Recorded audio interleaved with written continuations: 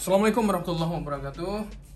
Para pecinta Tosan Haji dimanapun Anda berada, baik itu yang ada di Nusantara, baik itu ada yang di luar negeri, Malaysia, ada yang di Palembang, Riau, Papua, Kalimantan, Sumatera, Bali, Jakarta, Sulawesi, dan lain-lain. Mudah-mudahan kita semua diberikan kesehatan. Yang menjalankan ibadah puasa mudah-mudahan lancar selalu sampai final, sampai lebaran nanti. Dan salam rahayu untuk semua masyarakat Indonesia, para pecinta Tosan Haji.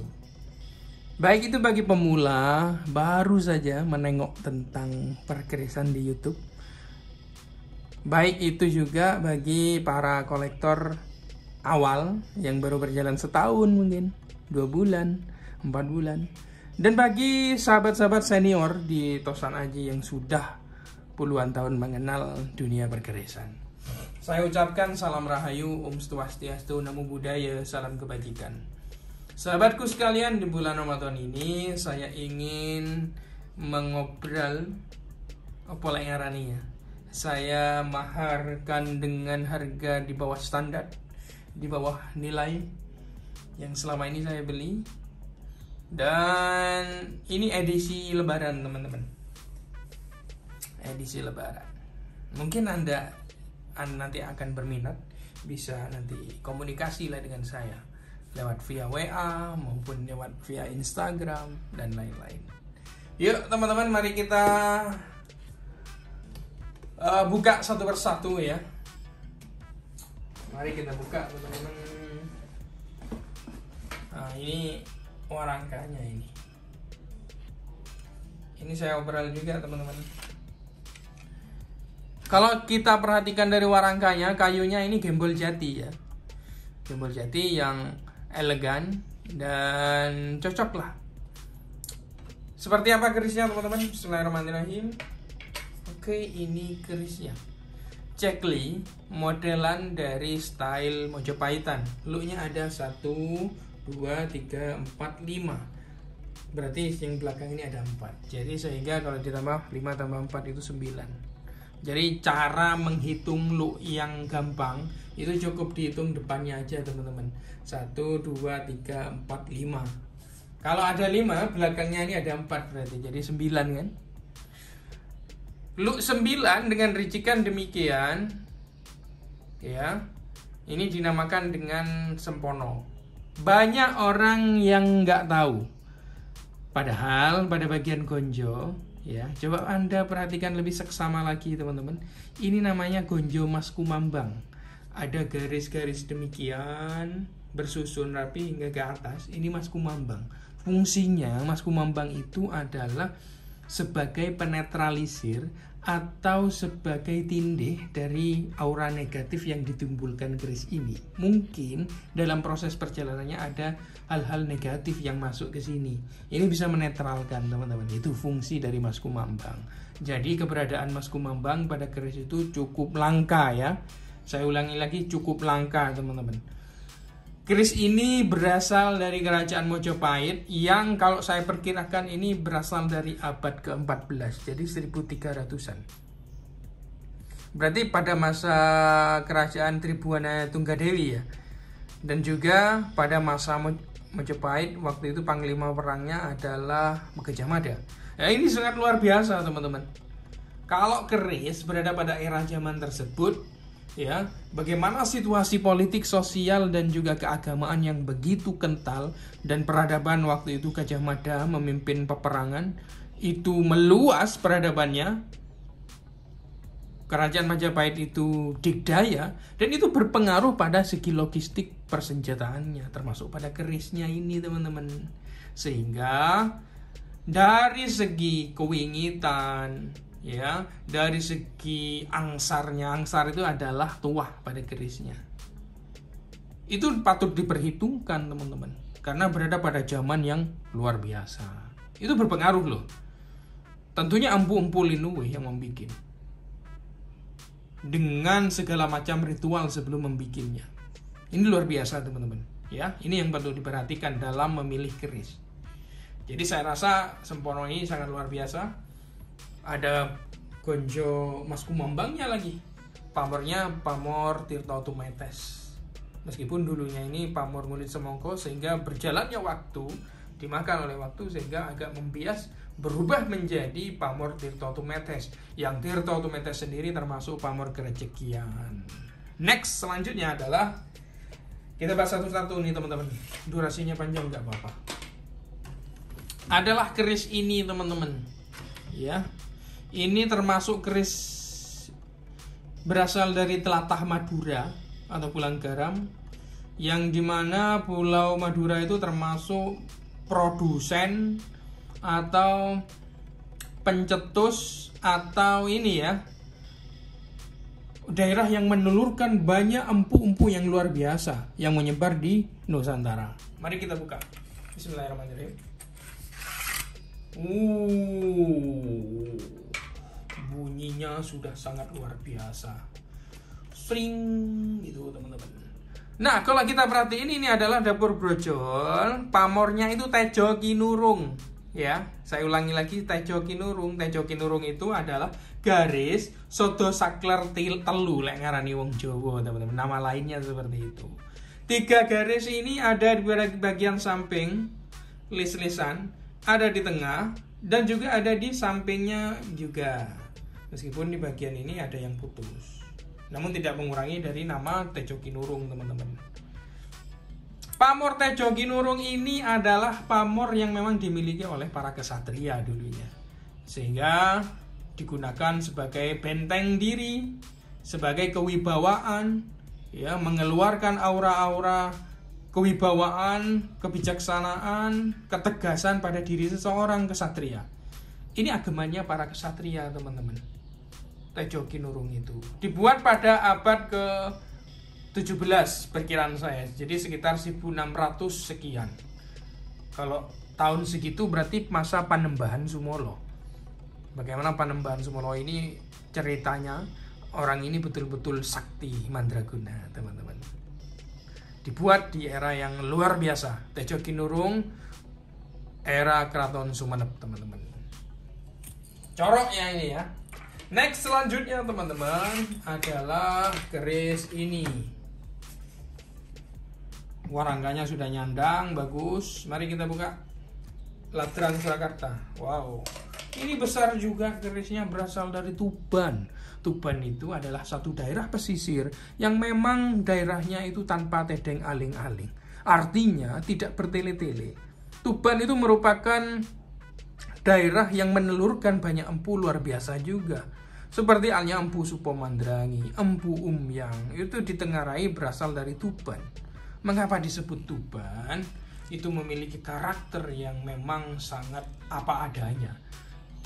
Tersirat pada virtual keris ini, teman-teman. Tampak tegas, tanpa bertele-tele, dan itu juga bersamaan dengan makna filosofinya. Brojol pula, pamornya pamor Ngulit Semongko sekitar abad ke-16. Dapur brojol luar biasa, panjang sekitar 38 cm. Jos. Next, selanjutnya teman-teman sekalian adalah keris ini. Ini juga wow, cekli banget. Bagus banget, yang sandangannya bagus banget. Kita buka teman-teman seperti apa kerisnya. Ini adalah kerisnya, teman-teman. Pamornya adalah pamor Wengkon Isen. Wengkon itu sebetulnya adalah pamor yang di bagian lis-lisan ini tegak lurus sampai ujung, bagi baik itu juga di samping seperti ini, teman-teman. Yang di dalamnya itu ada pamor. Di dalamnya ini ada pamor pendaringan gebak, atau bisa jadi ini pamor Ngulit Semongko. Nah, pamor pendaringan gebak, pamor Wengkon Isen yang ada pendaringan gebaknya ini. Pendaringan gebak itu kan pamor yang memang memiliki makna sebuah kerejekian. Pendaringan itu adalah tempat beras, gebak itu full, tempat beras yang full. Itu makna atau simbol dari sebuah kemakmuran di zaman dulu. Sehingga keris pamor Pendaring Ngebak itu erat kaitannya dengan kerejekian. Kalau wengkon isen bagaimana, Mas? Wengkon isen itu adalah pamor yang memang tujuannya untuk sebagai perisai goib, perisai diri agar terhindar dari segala mara bahaya yang ingin menyerang kita secara goib. Sehingga menjadi pagar, teman-teman. Itu maknanya. Berasal dari Tuban. Keris ini adalah keris Tuban Mataram, teman-teman. Jos. Sangat bagus sekali. Next selanjutnya, teman-teman, adalah keris Singo Barong yang betul-betul terlihat nyandang banget. Ini dedernya aja. Ini saya beli 750 kalau tidak salah. Saya agak lupa, tapi ini mahal banget, teman-teman. Dedernya. Mari kita buka seperti apa kerisnya. Inilah kerisnya Singo Barong, yang memang Singo Barong itu adalah milik para kesatria, panglima perang, dan juga para raja. Simbol daripada kekuatan dan juga kebijaksanaan. Konon, siapa yang punya Singo Barong itu disegani oleh para lawannya. Oleh para bawahannya dicintai, oleh para sesama itu dihormati, teman-teman. Itulah Singo Barong Kinatah ini berasal dari Mataram. Bisa jadi ini peralihan dari Mojopahit ke Mataram ini, teman-teman. Jos. Next selanjutnya dibahas semua sekalian adalah keris ini, ya. Tampak begitu estetik, ya. Warangganya pun sangat ini, teman-teman, ya. Bismillahirrahmanirrahim. Pamornya ini loh, nyenengke. 1, 2, 3. Ini adalah Pandawa, teman-teman. Yang uniknya pada bagian sor-soran ini terdapat toyo mampeknya. Garis seperti ini. Pamornya adalah pamor ngulit semongko. Ya. Sangat terang benderang, deling sekali. Pandawa ini adalah ageman para bangsawan, teman-teman. Bangsawan. Pandawa ini diharapkan sebagai seorang yang memiliki kebijaksanaan juga rezeki kelancaran, teman-teman. Next selanjutnya adalah betok kebo ini. Yuk, Mojopahitan super, teman-teman.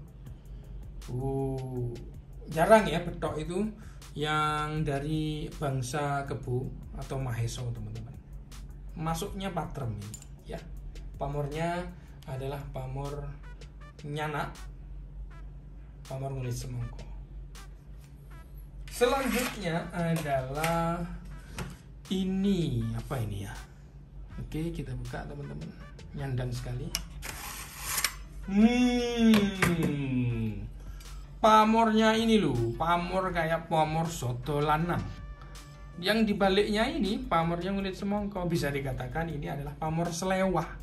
Pamor selewah itu adalah di kedua sisi ini memiliki pamor yang berbeda, teman-teman. Ini sangat luar biasa sekali. Ada pada keris Tuban Mojopahit yang dibuat sekitar abad ke-15, teman-teman sekalian. Besar sekali, corok, tebel, dan merbawani tanpa ada dengaling-aling. Yuk. Selanjutnya adalah keris ini, teman-teman. Keris ini berasal dari keris Madura Empu Supo. Empu Supo itu ditengarai sebetulnya adalah Empu Supo yang berasal dari Mojopahit. Apa alasannya itu pergi ke Madura dan bermukim di Madura? Alasan beliau adalah ingin mencari keris sengkelat yang sudah dibuatnya, sehingga menyamar menjadi Empu Koso gitu. Sebetulnya Empu Supo, tapi nama samaran yang dipakai kalau di Madura, teman-teman, Empu Koso. Bermukim di Madura dan membuat keris juga. Dimanapun, kalau empu itu mau bermukim dimanapun, pergi berimigrasi kemanapun, di tempat itu juga mengempa, teman-teman, ya, membuat keris juga.